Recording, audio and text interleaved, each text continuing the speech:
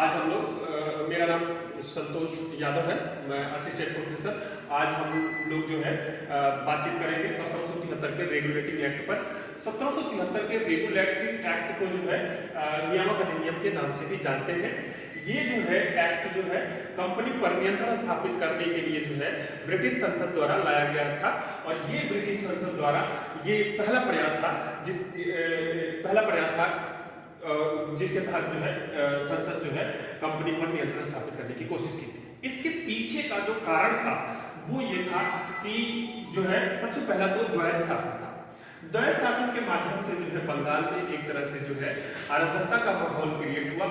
इस अराजकता के माहौल में कंपनी के कर्मचारियों के द्वारा जो भ्रष्टाचार का रास्ता अख्तियार किया गया उसमें जो है आगे की राह अराजकता की राह को और जो है आसान बनाया और अराजकता और अपनी चरम की तरफ बढ़ती चली गई। इसमें जो है अगला जो कारण आया वो आता है कि प्रथम आंग्ल मैसूर युद्ध। इसमें जो है हैदर अली ने 1769 ईस्वी में कंपनी को जो है पराजित कर दिया। और इसमें जो धन खर्च हुआ वो कंपनी के लिए जो है एक तरह से जो है ऋणात्मक वृद्धि सिद्ध हुई। इसके साथ जो है बंगाल में इस समय 1770 ईस्वी के आसपास भयंकर अकाल पड़ा। इस अकाल और ये मैसूर युद्ध दोनों को मिलाकर के कंपनी का जो व्यापार था वो घाटे में चल गया। इसका नतीजा ये हुआ कि कंपनी जो अब तक सरकार को ऋण देती थी वो सरकार से ऋण मांगने लगी। इससे ये जो है इसका जब सरकार से ऋण मांगने लगी तो इंग्लैंड में बैठे जो है निवेशकों ने जो है सरकार पर जो है सरकार पर इस बात को लेकर के दबाव बनाने लगी कि सरकार जो है कंपनी पर नियंत्रण स्थापित करे। कहीं ऐसा न हो कि कंपनी जो है कोलैप्स कर जाए भ्रष्टाचार और इन सब कारणों की वजह से और उनका जो है निवेश किया हुआ रुपया जो है डूब जाए। इन सब कारणों के मद्देनजर सरकार ने जो है इस एक्ट को जो है पास किया 1773 में। जब ये एक्ट आया तो इसका जो है इसमें जो मुख्य प्रावधान था वो ये था कि जो कंपनी की मुख्य बॉडी थी, मुख्य बॉडी के अंतर्गत संचालक मंडल आता था और निदेशक मंडल आता था। संचालक मंडलों की संख्या 24 होती थी और इनका चुनाव जो है 1 वर्ष के लिए पहले हुआ करता था। लेकिन 1773 के रेगुलेटिंग एक्ट के आने के बाद जो है इनका चुनाव अब 4 वर्ष के लिए होने लगा। इसमें ये बदलाव हुआ कि इसमें 500 पाउंड का निवेश करने वाला व्यक्ति जो है वोटर बन सकता था, इनके चुनाव में वोट दे सकता था।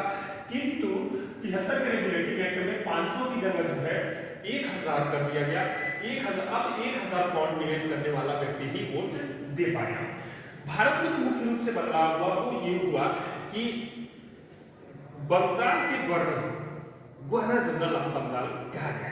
गवर्नर जनरल ऑफ बंगाल कहने का मतलब ही ये था कि मुंबई और मद्रास की प्रेसिडेंसियों के जो गवर्नर थे उन गवर्नरों से एक अलग स्टेटस स्थापित करना था बंगाल के गवर्नर का। तो इसलिए उसे गवर्नर जनरल ऑफ बंगाल कहा गया। इसमें ये कहा गया कि गवर्नर जनरल ऑफ बंगाल जो है मुंबई और मद्रास की प्रेसिडेंसियों के जो गवर्नर हैं उन गवर्नरों पर और इन प्रेसिडेंसियों पर नियंत्रण और निर्देशन का अधिकार रखेंगे। इसके बाद बंगाल के गवर्नर को प्रशासन के लिए एक 4 सदस्यीय परिषद भी दी गई।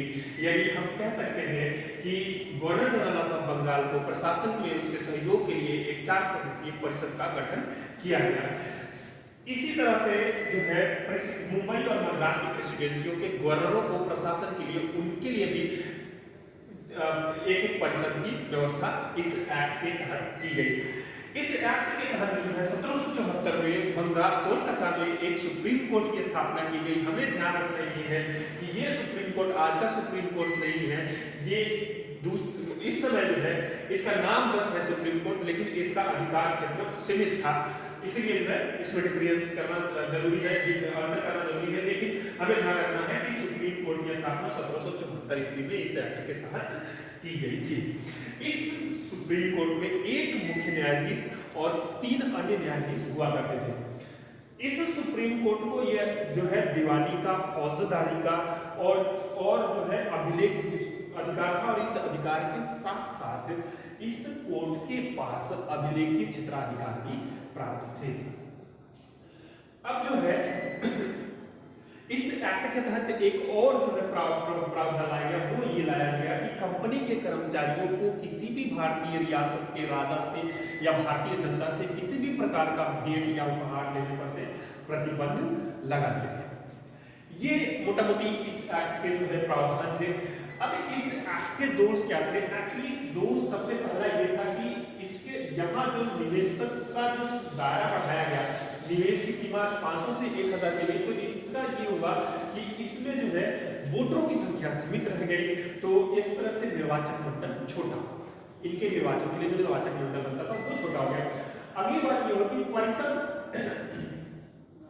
जो गठन किया गया था, यानी परिषद की एकता में कमी थी, यानी जो बंगाल के गवर्नर जनरल को 4 सदस्यीय परिषद दिया गया था, उस परिषद में बहुमत से निर्णय होने थे, लेकिन कभी बहुमत की स्थिति आती ही नहीं थी और परिषद और परिषद के सदस्यों और बंगाल के गवर्नर जनरल में लगातार जो है विवाद होते रहे। इसके बाद जो है अधिकारों को लेकर के सुप्रीम कोर्ट और जो है गवर्नर जनरल की परिषद में हमेशा तनातनी रहती थी। ये एक एक्ट की जो है दोष में हम मान सकते हैं। अगली बात ये थी कि जो भ्रष्टाचार के लिए जो ये इसमें जो प्रावधान किया गया, जितना भ्रष्टाचार व्याप्त था उसकी तुलना में ये काफी नहीं था। इन सब कमियों के बावजूद भी इस एक्ट का सबसे ज्यादा इस एक्ट का महत्व ये है कि सबसे पहली बात तो कि भारतीय संविधान की ये पहली सीढ़ी हम मान सकते हैं। दूसरी बात, इस एक्ट के तहत जो है संसद ने पहली बार जो है कंपनी को नियंत्रित करने की कोशिश की। तीसरी बात ये कि ये पहला लिखित संसद द्वारा पहला लिखित एक्ट था जिसके माध्यम से जो है कंपनी को रेगुलेट करने की कोशिश की गई थी। चौथी बात, कुछ देर के लिए ही सही लेकिन भ्रष्टाचार को कम करने की इस एक्ट में कोशिश की गई। और पांचवी बात ये कि इस एक्ट के तहत जो है सरकार ने एक तरह से जो है भारत में एकात्मक शासन की नींव डाली। बस, थैंक यू।